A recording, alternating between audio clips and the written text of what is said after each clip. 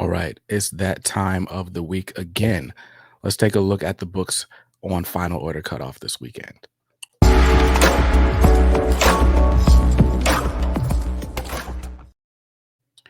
What's up, guys? Welcome back to Comics Are Dope. I'm BJ Kicks, and this is FOC.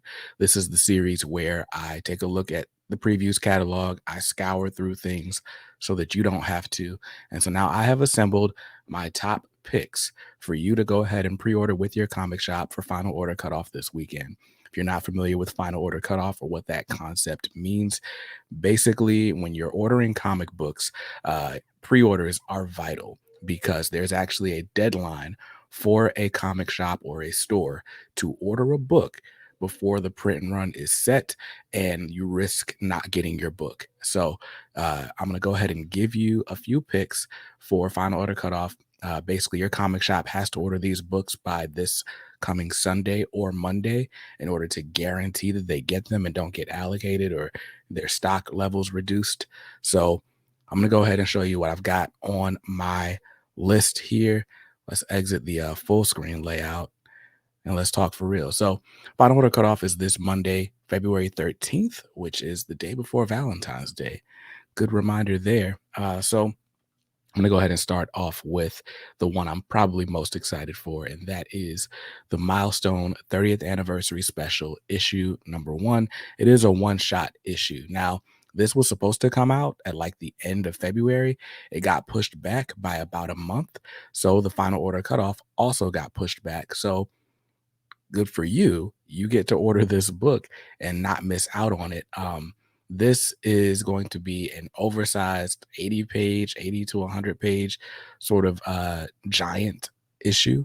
And so we've seen it with like the DC Power anthology, a lot of the different DC 80-page giants. You've seen this format before. But anyway, it's going to be an anthology issue with a bunch of different stories, with a bunch of different writers and a bunch of different artists. Included among the stories that I'm most excited about is of course the story referenced on the cover. So this cover is an homage to the Flash of Two Worlds storyline that had Barry Allen meet Jay Garrick for the first time. And so in this story, somehow the Milestone 2.0 characters are going to meet up with their 1993 Milestone Dakota Universe counterparts.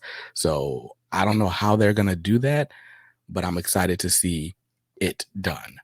Another story in this anthology that I'm really excited about is by Nicholas Draper Ivey, who is currently writing Static Season 2, aka Shadows of Dakota. And it features a grown-up Static Static fighting with Batman Beyond, just like they did in that old Justice League Unlimited episode. So that's going to be a nice treat as well. And like I said, there's like several other stories included in between. Stephanie Williams is writing a story. Chuck Brown is writing a story. Evan Narcisse is writing a story. There's going to be a lot for you in this book. So cover price is $9.99, which is a little expensive, especially when you factor in all the variants. There's like 5 or 6 different covers for this book, and you're going to have to pick and choose. I don't know if anybody's going to spend $60, $70, $80 on all the covers, but it's tempting. It's tempting.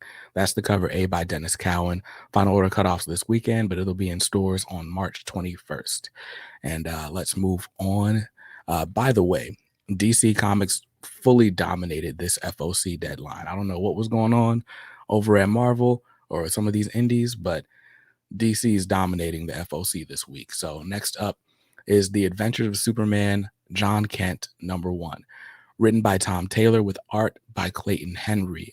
This was teased in the Action Comics 1051 issue, but basically someone is going around killing Superman in a bunch of different dimensions or different multiverses, and our John Kent has to like kind of hop multiverses to figure out what's going on and hopefully put an end to it. Now, this the news has also come out recently from Tom Taylor that this is somehow going to tie into the Injustice storyline. It even says it on the cover, The Road to Injustice. I didn't read all the Injustice comics. I've read a few of them. I did play the Injustice game. I don't know how this is gonna tie in. I don't know if it's just a cash grab. It kind of feels that way. But no matter what the reason for this existing is, I'm excited that hopefully we're getting some more action. The Son of Kal-El series was kind of lacking in the action department to me. So hopefully we get more action in this Adventures of Superman John Kent miniseries. I believe it's going to be 6 issues. Final order cutoff is this weekend, this Sunday, February 12th, and it'll be in stores on March the 7th. So let's move on to another Superman story. This is Superman Lost, issue number 1. It's written by Christopher Priest with art by Carlo Pagulayan. Pagulian. I hope I'm saying that right. I anyway. So Superman Lost. This is basically a story. Like, I mean, you can read the description. It says after Superman's called away on a routine Justice League mission, Lois Lane awakens to find a complete stranger standing in her living room. The Man of Steel, home much sooner than expected, reveals that he's been lost in space for 20 years. Nothing and no one seem familiar to him anymore. The timeless bond between them has been severed.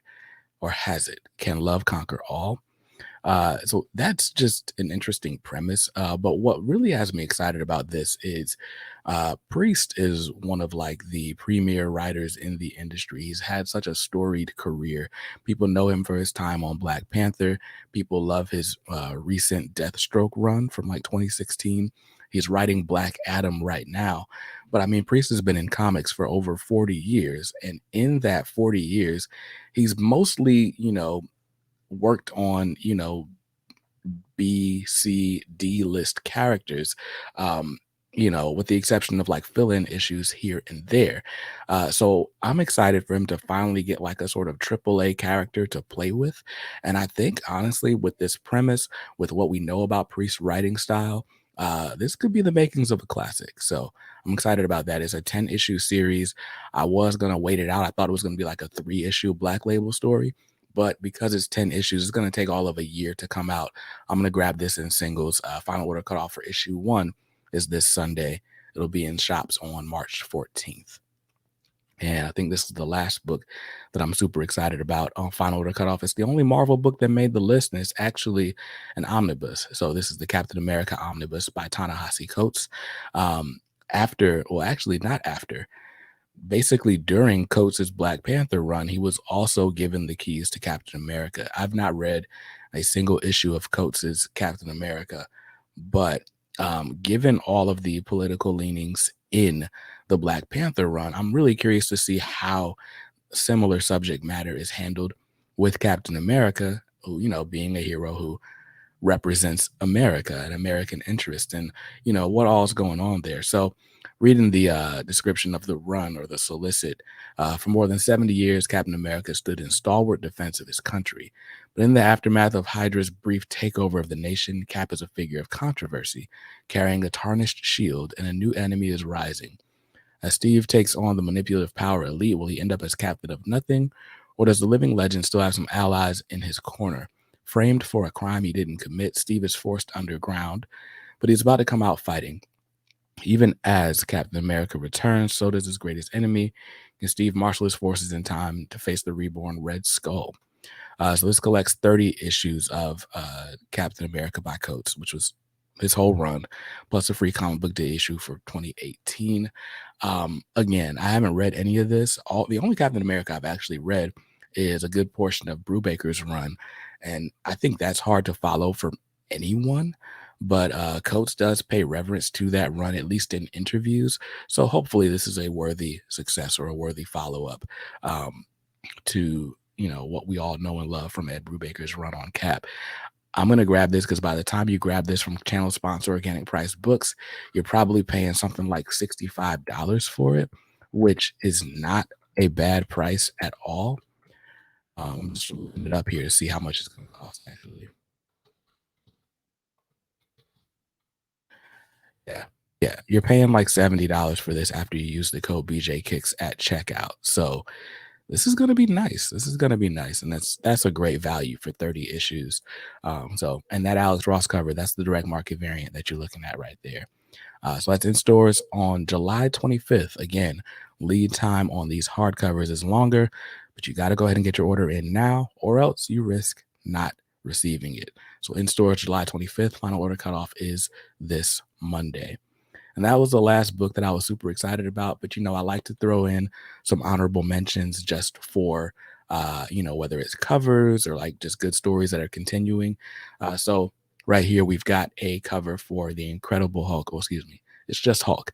Hulk issue 13. That is a variant cover by Steve McNiven, homaging Todd McFarlane's Hulk 340 with Wolverine on the cover. Hulk 340, that single issue is still going for kind of crazy prices, but I'll take the homage. So I'm excited about that, even though I'm not reading Hulk. Next to that is the cover B by Paris Elaine for Static Shadows of Dakota, issue number 2. Listen, issue number 1 of Shadows of Dakota came out this week. And man, it is such an improvement on season 1. It thrusts you right into the action. I did a whole review on that issue, so I won't talk about it right now. But that book is amazing. If you're not picking it up, go find issue 1, pre-order issue 2. The cover A is by Nick Draper Ivy, and it's dope. I do like this cover B a lot as well. And then we've got this Chris Bachalo variant for Miles Morales Spider-Man issue 4 out on final order cutoff this weekend. I just like that cover. Something about the all black with like just the minimal art there. It's just cool to me. So those were my final order cutoff picks for this weekend. Final orders due on Sunday, February 12th and Monday, February 13th.